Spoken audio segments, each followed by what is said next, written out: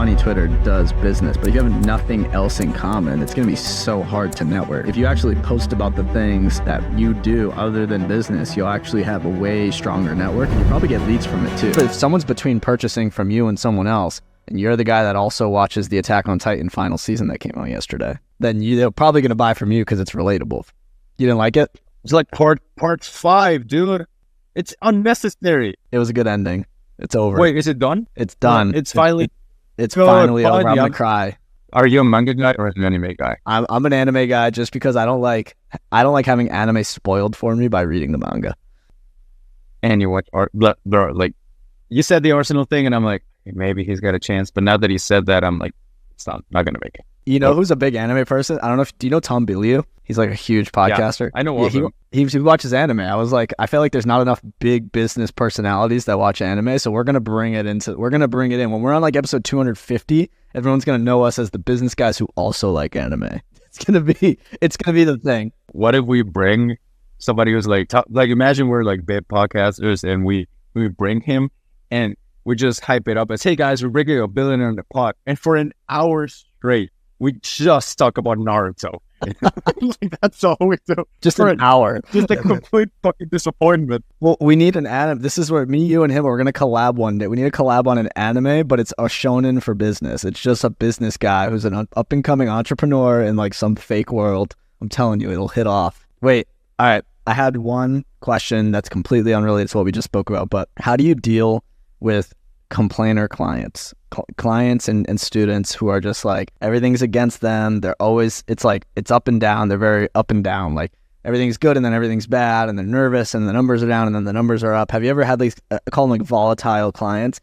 How do you deal with personalities like that? It's typically people who are like newer to the space. How do you deal with people like that, if you deal with them at all, or how do you tell your team to deal with that? Yeah, this is mostly Ryan, but I'll tell you what I do. I find that there's a problem you solve before it is a problem. This good book I read like first 3 chapters, but you know these business books nowadays, you learn one story and it's all like 7 stories put together. You learn one, you kind of get the point of the book. It's called Upstream. And Upstream talks about solving problems upstream before they go downstream, because it's easier to not pollute a river than to clean a polluted river. So what I like to do is in the onboarding call, I go over a bunch of expectations. One of them is we don't do emergency. If you have an emergency, you have the tools, and we don't work on weekends. So just for your information, one time a client asked me, I asked them every time, by the way, good idea to do this, is ask them what's a quick win we can help you get for the next few days. And they actually like that question. You can help them out. It helps a relationship. And they keep paying, so that's good. And one time they gave me one, which is, my quick win would be, do you have anyone in your network you can introduce me to that might need my service? And I just see red through the entire screen. And I say, no, that's a lazy question. Ask me something else. I just said, and it's recorded, right? And I like to upstream solve the problems and be kind of very direct and very blunt. But what happens when it pops out during the service, right? Solve the problem before, but if it happens during, I believe more in rewarding good behavior than punishing bad behavior. So if anything good happens, I'll ask them, how are you feeling? What came to that result? What did you learn from this experience? And I kind of make them put that in their back pocket. So when these events come, I can show them, hey, remember that one time you thought the world was ending and it didn't? This is kind of the same thing. You just have to stick to the thing. And when they see themselves do it, it helps a lot. And if it keeps going, we kick them out. I like that part. That's the win right there. That's the takeaway. Okay. I want to go over one more thing. Can you go? Yeah, go ahead. All right, cool. One more thing that I wanted to talk about is pushing versus pulling marketing. And this is one of those things that once I saw, I couldn't unsee. One of the most transformational things I've seen in marketing. So give you 2 examples. Fitness coach. One fitness coach post, my clients are getting the best result. This person went from this many pounds to this many pounds. If you want a similar result, sign up, which is okay, but it's kind of like pushing, and people kind of know what you're doing. And I changed and really made a lot more money the day I switched to pull marketing. So an example of that is, these are my clients. they're getting great results without having to do a lot of the things that the fitness industry has imposed. And I'm very grateful to be in a position where I can serve them this way. If you like a similar result at taking more clients, and you're welcome to join for this. You're promoting the same thing, but one approach is pushing, the other one is pulling. And I find that when you push people towards a solution, you make them hear you less every time you do it. They grow a little bit more deaf. But when you pull people into a solution, you can promote way more because it doesn't tire the audience out, because you are sharing something that's nice. You're showing them something valuable. It's their option if they want to join or not. When I changed that, and the main distinction here is I believe that weak brands tell and strong brands show. Weak brands tell you, these are the reasons why you should hire me. Strong brands say something like, these are the results we got for a client. If you want to join, you are welcome too.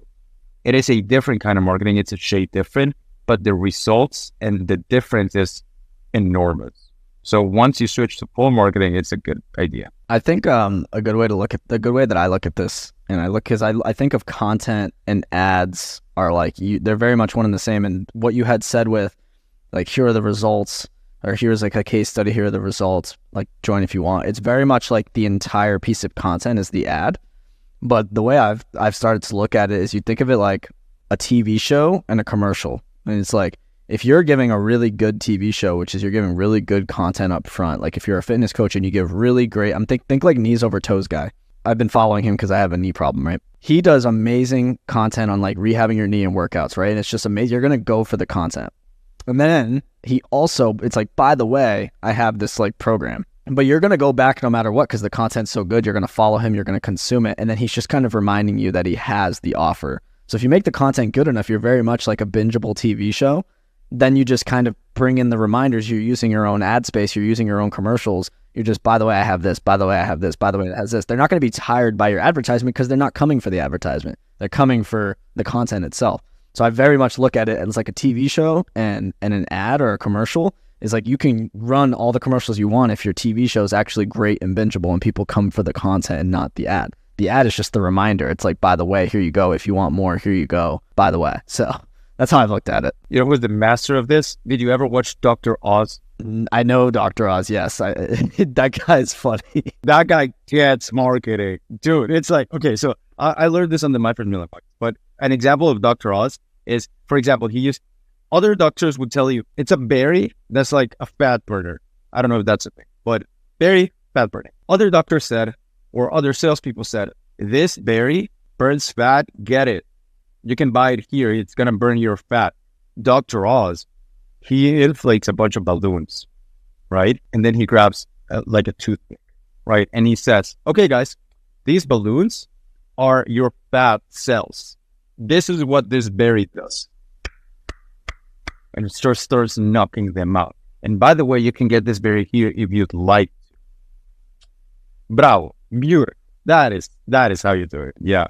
Well, you got to think too, if you position it, if you make the content so good that people are actually, it would be a disservice if you don't advertise because people are going to be like, where can I get more? Like they're going to be thinking that to themselves. Like if you think about your content in a way where it's like, it's so good, like people want to know what you have, right? You shouldn't have to force it. Like it should be good enough and your solution should be good enough and the outcome of your solution should be good enough to where they're like, they want to know, they want to learn more. They want to read your sales page. They want to see your VSL. They want to be on a phone call with you. It shouldn't be like forced. So that's something I thought about. Yeah. Like Elon with the Cybertruck, he is going to empty a magazine clip on it. And then he's like, if you want it, use the link. Yeah. Well, I also think about this way. Like, this is a great way to think about virality. Like, not every tweet or not every piece of content needs to just be about the specific offer. Like, you can make content so good that they're going to wonder who you are. It doesn't even have to be just, here's my solution in content form. It could just be content. If your content's good enough, they're going to be like, who is this guy? Who's this guy that's just blew up? Like, who's this guy that's viral as fuck? Like, with Mr. Beast, think about it. Is any of his content about chocolate other than that one chocolate factory video? No, but you're like, who the fuck is this guy getting 100 million views a video? Oh, he has chocolate. Might as well try it. See, there's ways you can still work on virality where it's just, you don't have to make every post about your niche and every post about your solution. That's another way to think about virality, which we can totally go deeper on in the next episode.